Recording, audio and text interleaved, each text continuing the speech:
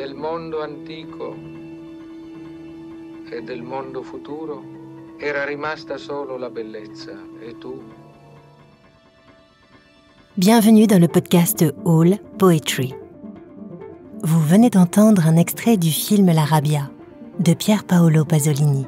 Écrivain, poète, peintre, journaliste, acteur, scénariste, artiste, réalisateur italien et intellectuel de gauche.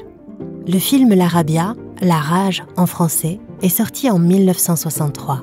C'est un enchaînement d'images d'archives et d'actualités, accompagné de commentaires à la fois poétiques et politiques, très critiques sur le début des années 60, exprimés par différentes voix.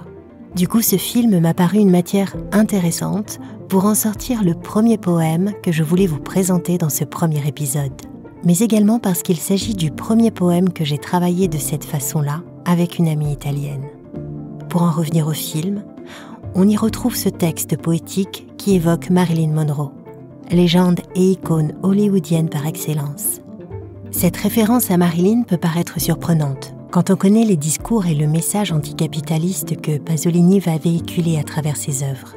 Un an avant le film, en 1962, Marilyn décède officiellement d'une overdose de médicaments. Dans son film, Pasolini, dans sa très grande finesse artistique, illustre la première phrase de ce texte avec une image de la Passion du Christ, comme pour évoquer une Marilyn martyre, sacrifiée sur l'autel de la religion capitaliste et consumériste.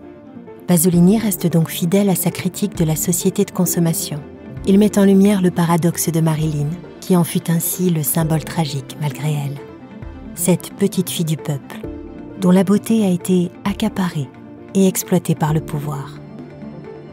Cette beauté qui devient finalement une malédiction, dans laquelle la société de consommation enferme les femmes, et d'autant plus dans ce monde cruel du cinéma. Et Marilyn, qui cherche à s'en extirper par tous les moyens, en rêvant de jouer du Shakespeare, ou d'intégrer l'intelligentsia hollywoodienne par son mariage avec Arthur Miller. Elle sera finalement, un an après sa mort, ironiquement adoubée grâce à ce poème, par un des plus grands artistes et intellectuels de son époque. Et pour conclure, avant de laisser place au poème lui-même, c'est dans cette phrase presque prophétique que Pasolini conclut ce texte, avec ces mots. « C'est toi la première, au-delà des portes du monde, à abandonner à son destin de mort. » Ce qui est vraiment frappant dans cette phrase, c'est que la mort de Marilyn Monroe et celle de Pier Paolo Pasolini restent toutes deux enveloppées de mystère, comme si l'auteur avait une intuition, qu'il savait que son propre destin de mort serait également entouré de questions sans réponse. C'est un parallèle troublant entre ces deux figures emblématiques de deux mondes a priori si différents. La version officielle du suicide probable, terme utilisé par le médecin légiste pour décrire le décès de la star hollywoodienne, a rapidement donné lieu à des théories les plus folles. Certains ont évoqué par la suite un assassinat politique, ourdi par le FBI et la CIA, impliquant même Robert Kennedy, et des hypothèses plus sombres encore.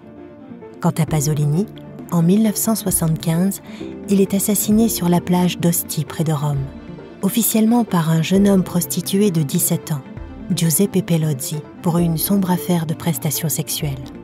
En 2005, Pelozzi, qui avait avoué le meurtre à l'époque, proclame son innocence, et cela ouvre la porte à de nouvelles hypothèses impliquant la démocratie chrétienne, des mouvements d'extrême droite, la mafia ou, encore une fois, la CIA.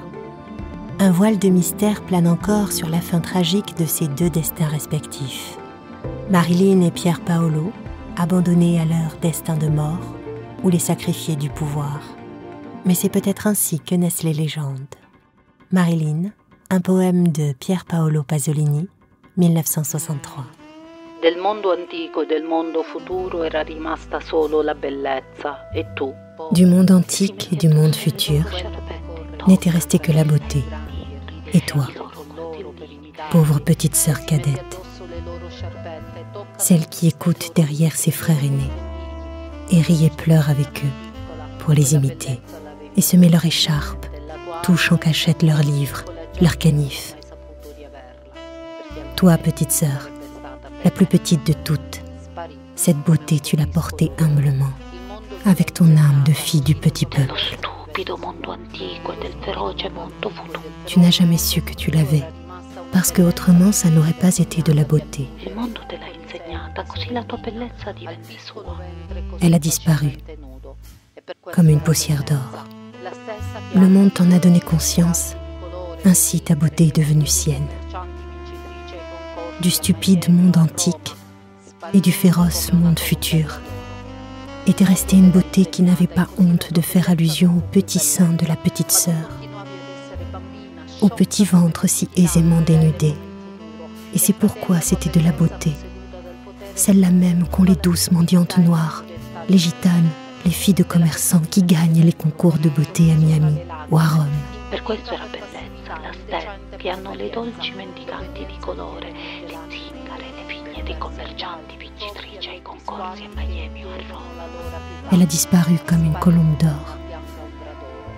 C'est le monde qui t'en a donné conscience.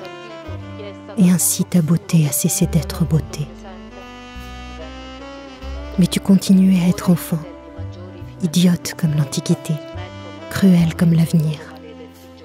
Et entre toi et ta beauté accaparée par le pouvoir, se sont mises toute la stupidité et la cruauté du présent.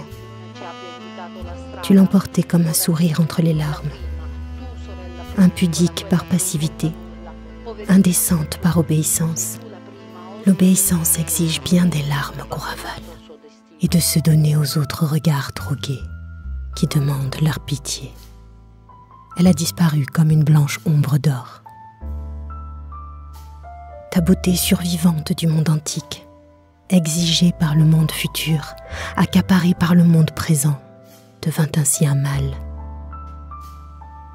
Maintenant, les grands frères se tournent enfin, arrêtent un instant leur maudit jeu, sortent de leur inexorable distraction et se demandent: È possibile che Marilyn, la piccola Marilyn, se peut-il que Marilyn, la petite Marilyn, nous ait indiqué la voie? ci abbia indicato la strada? Maintenant c'est toi, la première, toi la plus petite des sœurs, celle qui ne compte pour rien, pauvre petite, avec son sourire. C'est toi la première au-delà des portes du monde, abandonnée à son destin de mort. Tu, sorella più piccola, quella che non conta nulla, poverina, col suo sorriso, sei tu la prima oltre le porte del mondo, abbandonato al suo destino di morte. Ci abbia indicato la strada? Tu, sorella